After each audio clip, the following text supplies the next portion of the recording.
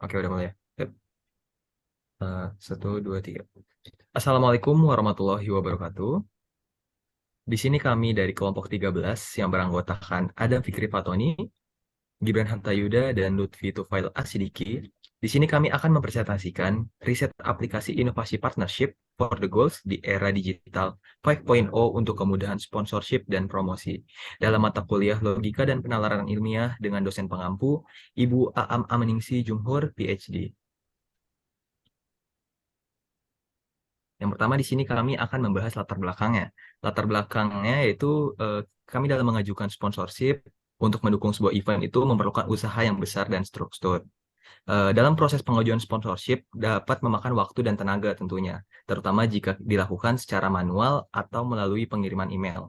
Selain itu, terkadang pengajuan sponsorship yang kurang terstruktur atau tidak profesional dapat menurunkan peluang dalam mendapatkan sponsor.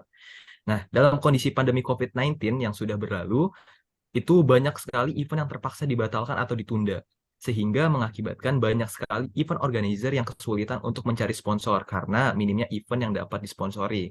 Jadi oleh karena itu di masa sekarang ini dibutuhkan solusi yang efektif dan terstruktur untuk memudahkan pengajuan sponsorship. Yang dimana dalam membuat aplikasi untuk mengajukan sponsorship ke perusahaan-perusahaan dapat menjadi solusi untuk mengatasi masalah tersebut. Nah, aplikasi ini tuh dapat membantu pengguna dalam mengajukan sponsorship agar lebih mudah dan efektif, serta meningkatkan peluang untuk mendapatkan sponsor. Nah, dengan aplikasi ini, pengguna dapat mengajukan sponsor dengan terstruktur dan sistematis, sehingga meningkatkan kredibilitas pengajuan sponsorship dan mempermudah perusahaan dalam mempertimbangkan untuk menjadi sponsor. Selain itu juga, aplikasi ini dapat memperluas jangkauan pengajuan sponsorship dan memudahkan pengguna dalam mengelola pengajuan sponsorship. Aplikasi ini juga dapat membantu pengguna dalam mengoptimalkan manfaat dari event yang dapat disponsori dan memaksimalkan nilai tambah dari perusahaan sponsor. Oleh karena itu, pengembangan aplikasi untuk pengajuan sponsorship ke perusahaan-perusahaan dapat menjadi solusi yang efektif dan terstruktur dalam mengatasi masalah pengajuan sponsorship yang kurang efisien dan tidak terstruktur, terutama di masa sekarang ini.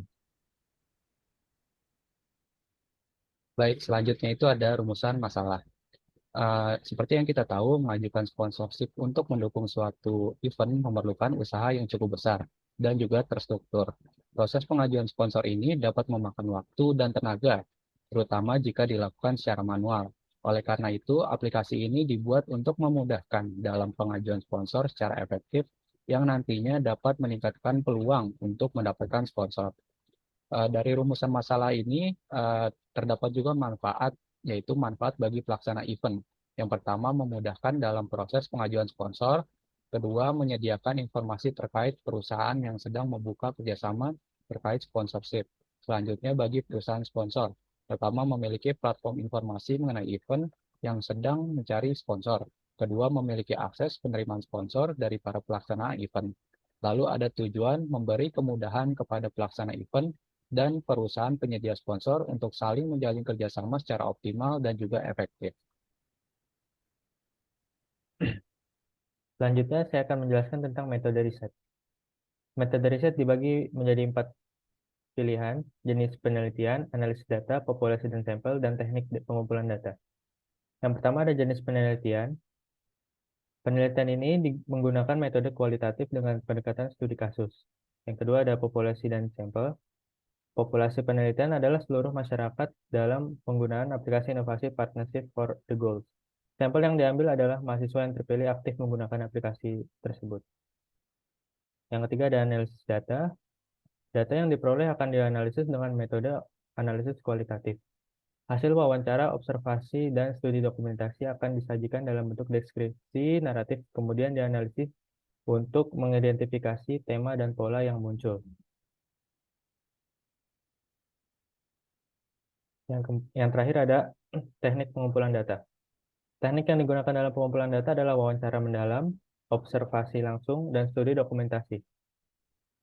Wawancara akan dilakukan dengan para mahasiswa yang terpilih, sementara observasi dilakukan pada penggunaan aplikasi di lingkungan kerja.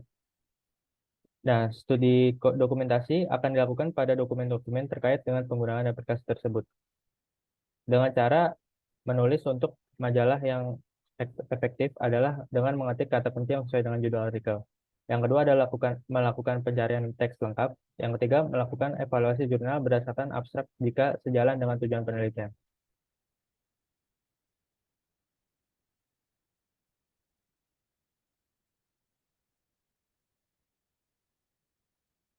Sekian dari kelompok kami. Kurang lebihnya mohon maaf. Wabillahi taufiq wal hidayah. Wassalamualaikum warahmatullahi wabarakatuh.